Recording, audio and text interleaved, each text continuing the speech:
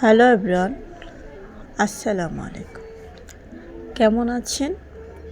আশা করি ভালো আছেন।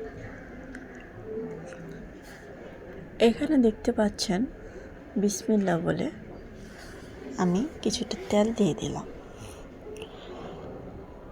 আমি প্রথমে তেলটা দিয়ে এখানে আমি আবার কিছুটা জিরা দিয়ে দিলাম।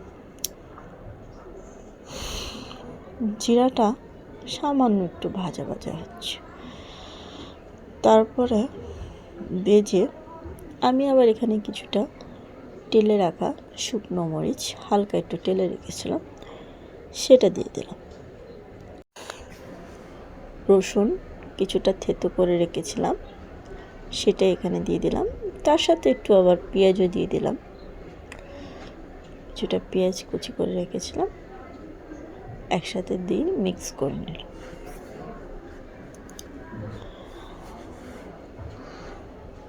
মিক্স করে খুব ভালোভাবে একটু কালারটা চেঞ্জ হয়ে চলে এসেছে, দেখতে পাচ্ছেন একটু হালকা লালসা কালার চলে এসেছে পেঁয়াজের।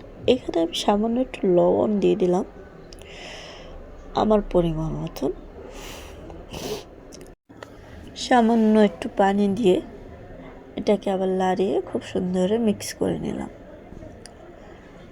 মিক্স করে এটাকে এখন আমি কষিয়ে নেব। 2 মিনিট কষানোর পরে চলে এসেছি। এটাকে লাড়িয়ে আমি এখানে কিছুটা দেশি সমুদ্রে চিংড়ি মাছ, যেটাকে বলে মিডিয়াম সাইজের চিংড়ি মাছটা আমি এখানে দিয়ে দিব। এই যে দেখতে পাচ্ছেন চিংড়ি মাছটা, এই মাছটা এখন আমি দিয়ে দিচ্ছি সেই মশলা কষানোটায়। এটা আমি আবার খুব ভালো করে মিক্স করে নিচ্ছি মশলার সাথে। খুব ভালো করে লাড়িয়ে টাড়িয়ে মিক্স করে নিয়েছি। একটু কষানো হলে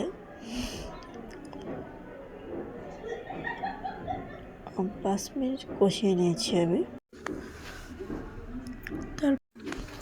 আমার গলাটা ভেঙে গিয়েছে ঠান্ডায়, কথা বলতে পারছি না, ভয়েস দিতে পারছি না।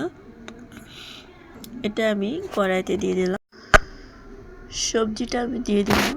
এখন খুব ভালো করে মিক্স করে নিচ্ছি।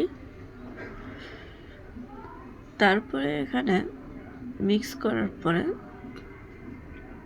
আমি কিন্তু এখানে আমি কিছুটা টমেটো ফালি করে রেখেছি, সেটা দিয়ে দিচ্ছি। তার সাথে দিয়ে দিচ্ছি কিছুটা কাঁচামরিচ ফালি করে রেখেছি। আমি বলেছিলাম গাইস, আমি কিন্তু ভয়েস দিতে পারি। তারপরে এখানে দিয়ে দিচ্ছি, খুব ভালো করে এটাকে মিক্স করে খুব ভালো করে মিক্স করে এখানে কিন্তু আমি আরেকটা সবজি দিয়ে দিব। এই যে দেখতে পাচ্ছেন সবজি, এখানে কিন্তু আমি কিছুটা আলু টুকরো টুকরো করে, মিষ্টি কুমড়া টুকরো টুকরো করে এটাকে আমি খুব ভালো করে তেলের সাথে একটু ভেজে নিয়েছি। যেহেতু নিরামিষ সবজি, মিষ্টি কুমড়া আলু না দিলে তো হবে না। এটা আবার আমি সবজির সাথে দিয়ে দিলাম ঢেলে। সবজির সাথে ঢেলে দিয়ে আমি আবার এটা মিক্স করে নিচ্ছি। তরকারির সাথে সব তরকারির সাথে মিক্স করে নিচ্ছি। আপনারা দেখতে পাচ্ছেন নিশ্চয়ই কালারটা কত সুন্দর এসেছে। মিষ্টি কুমড়া আলু দেওয়াতে কালারটা আরও চেঞ্জ হয়ে গেছে। তারপরে এখানে খুব ভালো করে মিক্স করে নিচ্ছি আমি। এক হাতে ক্যামেরা ধরে, এক হাতে ভিডিও করা, এক হাতে লাড়িয়ে, মানে এক হাতে ভিডিও করে ক্যামেরা ধরে আরেক হাতে লাড়িয়ে করতে যে কতটা কষ্ট হয় আমার তো ফেম নাই, আমার অনেক কষ্ট হয় গাইস, কিন্তু তারপরও আমি করি রান্নার রেসিপি আপনাদের সাথে শেয়ার করি।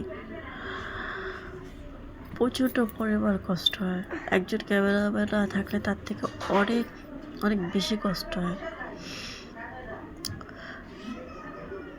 তারপর গায়ে সেখানে আমি একটু সামান্য পানি দিয়ে দিচ্ছি, যাতে সামান্য একটু ঝোল ঝোল থাকবে, একটু মাখা মাখা থাকবে, এই জন্য আমি পানি দিয়ে দিয়েছি। পানি দিয়ে আমি আবার খুব ভালো করে এটাকে কষিয়ে নেব, খুব ভালো করে মিক্স করে এটাকে কষিয়ে নেব গাইস।